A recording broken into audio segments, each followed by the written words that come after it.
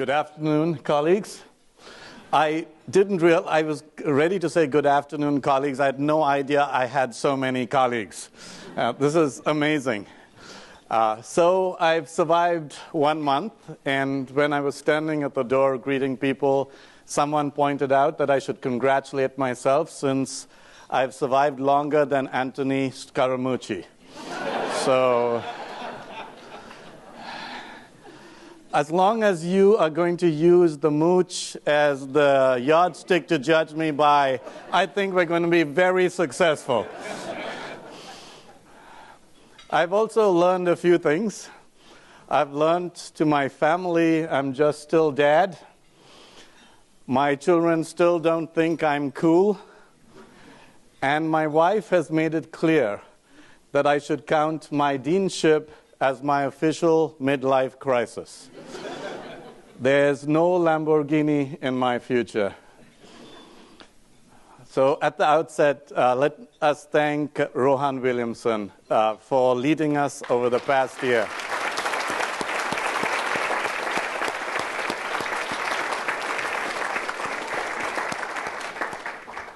We are all grateful to Rohan for taking the helm of our school at a time of change, for steadying the ship and steering us ahead so skillfully.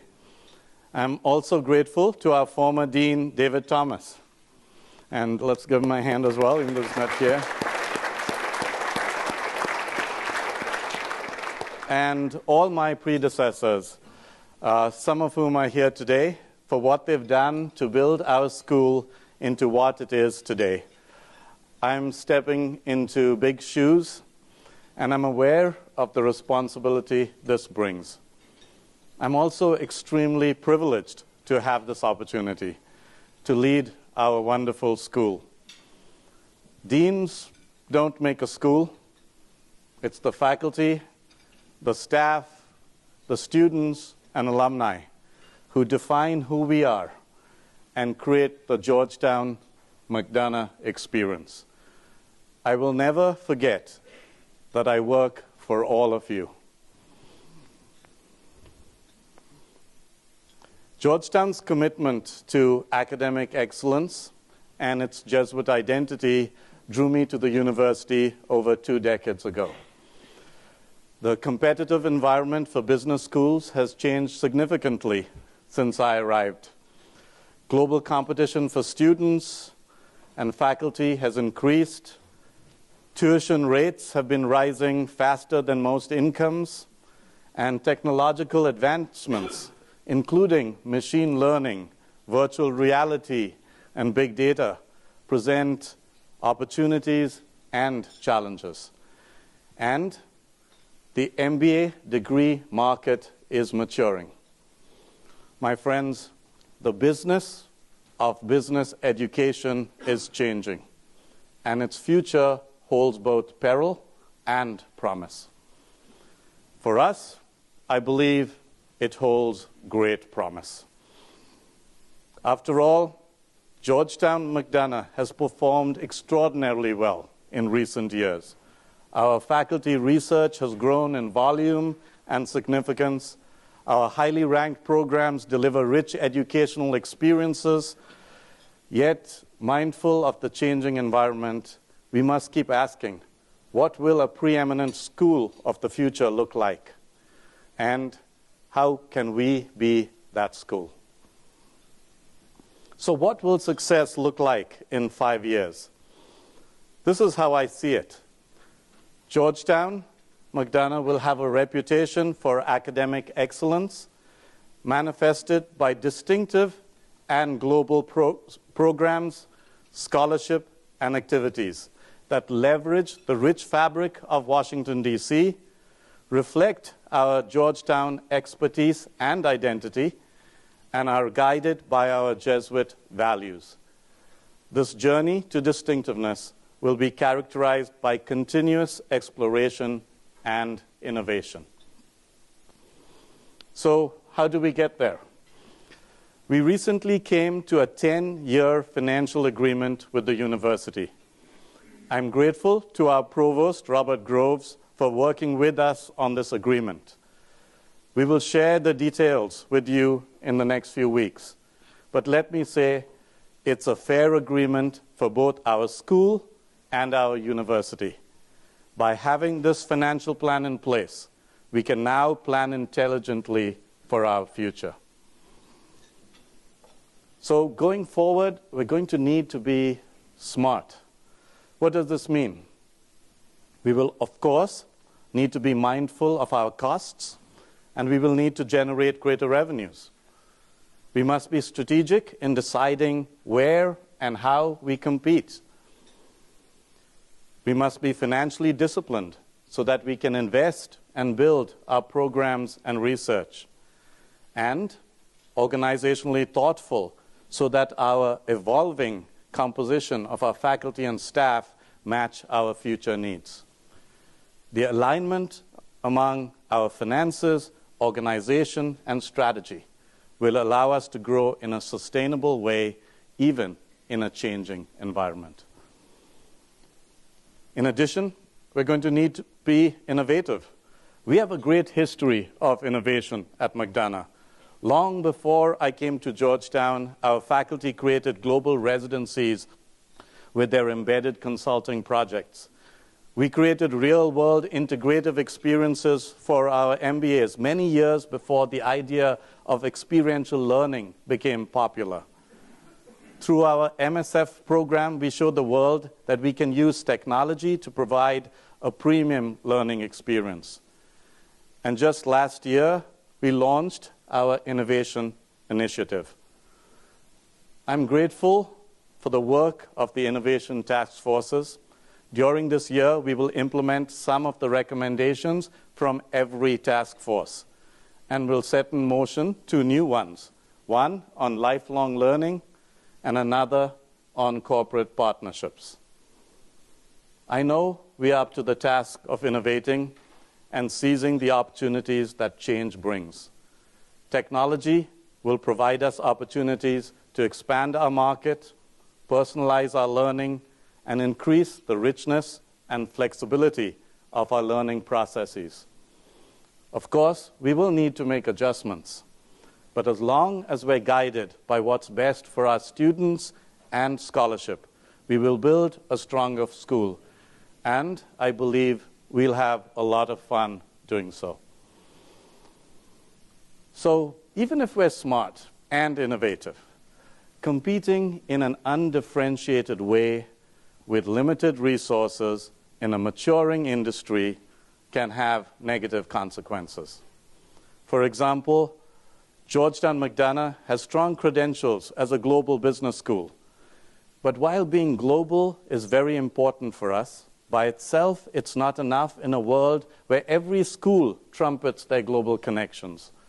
We need to be global in the context of Georgetown. Take, for example, our recently launched International Business and Policy Masters. This program blends global business with geopolitics, partners with the School of Foreign Service, emphasizes our Jesuit values through social action projects. In doing so, it delivers a global experience that is uniquely ours and no one else can ever imitate. So, we need to recognize our niche, embrace our potential strengths, our DC location, our Georgetown identity, our Jesuit values. Together, they provide opportunities for uniqueness. Now, you may say, come on, Paul, we've seen this all before. We've been talking about this since 1985, for all the old people here. Hold on. If you share our curriculum, MBA or undergraduate, with a stranger, would they know that this is from Georgetown? They should. If you look at our areas of scholarship, does Georgetown jump out at you? It should. And I've learned in just a few weeks that donors really want to invest in distinctiveness. Our membership in the policy, business, and diplomacy circles in the city is one of our biggest advantages. By being located in a global capital city, Georgetown McDonough can offer access and experiences that few schools can match. Let's consider some examples. Dennis Quinn has been working with the IMF for a dozen years or so on important research related to international financial policy. Robin Dillon Merrill and Kathy Tinsley have been working with NASA to study decision-making in complex situations. And this year, Robin is at the National Science Foundation. Our research centers, led by John Mayo and Reena Agarwal, regularly arrange policy briefings on Capitol Hill. David Schweidel, our new marketing professor, was drawn to Georgetown partly because of the opportunities presented to bring his expertise to policy issues. Our undergraduates have internships at the White House and with many multilateral institutions. We have an MBA certificate built around real-world interaction in the DC policy community. I could go on and on. But the question is, how can we enhance the distinctive advantage for the common good?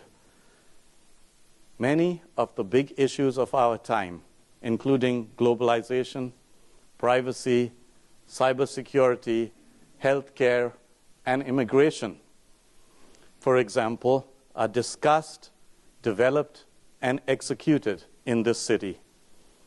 The problems are often ones of management and leadership, and many of the solutions lie at the intersection of business, policy, international relations, and law, areas where Georgetown has some wonderful, extremely well-placed schools.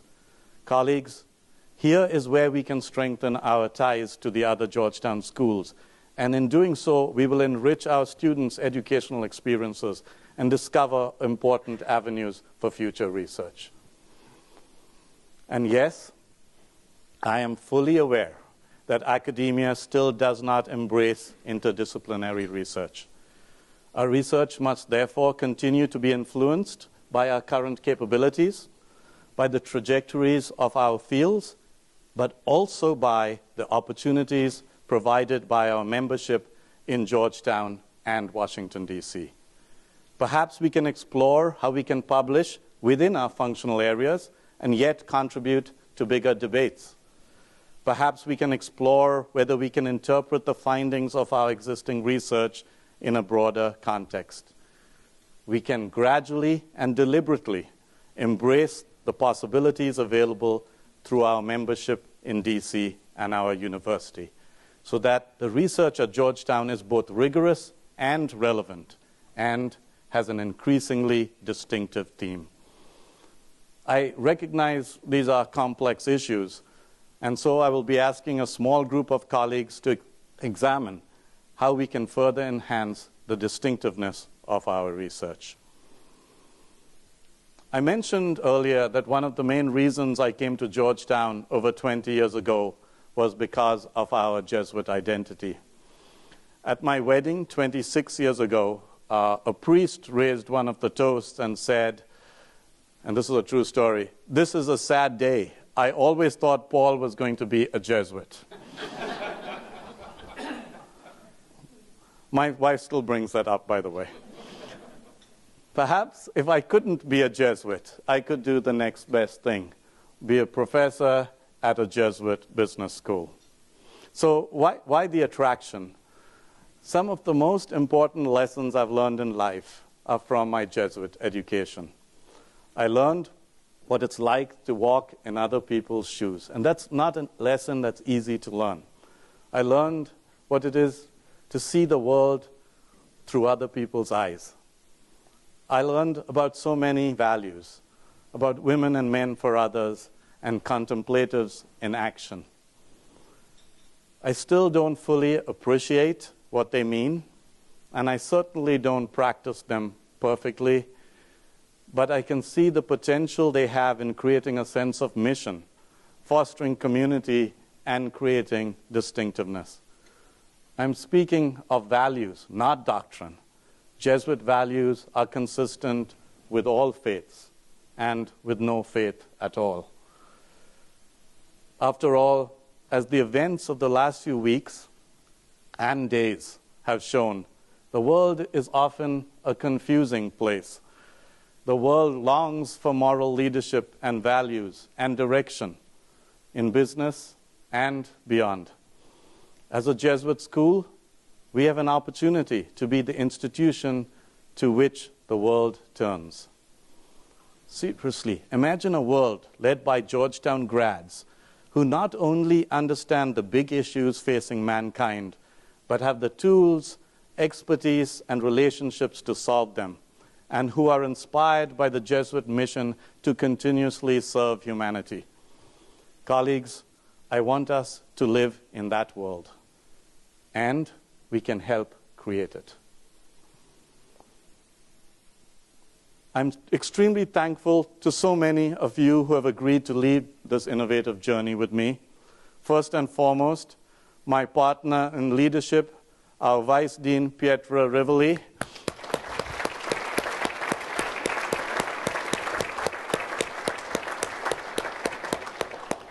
Pietra not only leads our faculty, but works with me on outreach to our numerous stakeholders.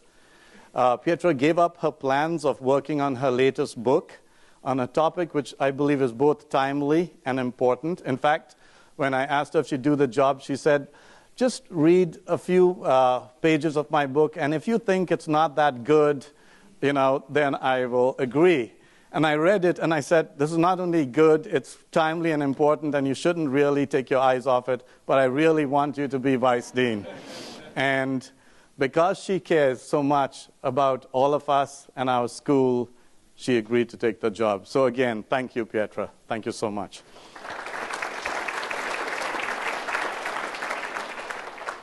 I'm also grateful to Brooks Holtum for agreeing to lead our push towards organizational, strategic, and financial sophistication, and to Alan Eberhard for leading our efforts in technology-intensive learning. Both these areas are critical to our future success, hence the investment of these very important faculty members in this area. I look forward to working with our wonderful program deans, Prashant Malavia, Patricia Grant, Badia Kamrad, and Charlie Scuba, and our new undergraduate faculty chair, Michael O'Leary. I'm so grateful to all of you and to the many administrators, especially Lynn Devers and Chris Cormus. Of course, there are so many people, both in our faculty and in our administration, who are going to play critical roles. I make a commitment to all of you now, one of shared governance and one of open communication. This, after all, is our shared journey, and we will discover and create the future together. So, let us celebrate our wonderful history, even as we seek continuous renewal. Let us make strategic choices, even as we remain open to exploration. Let us acknowledge our present challenges, even as we focus on future opportunities. Let us recognize our diversity of expertise and opinion, even as we embrace our shared values. And if we do all this, my colleagues, we will create a Georgetown McDonough that will indeed be, in the words of Father Adolfo Nicholas, the best in the world and the best for the world. Thank you.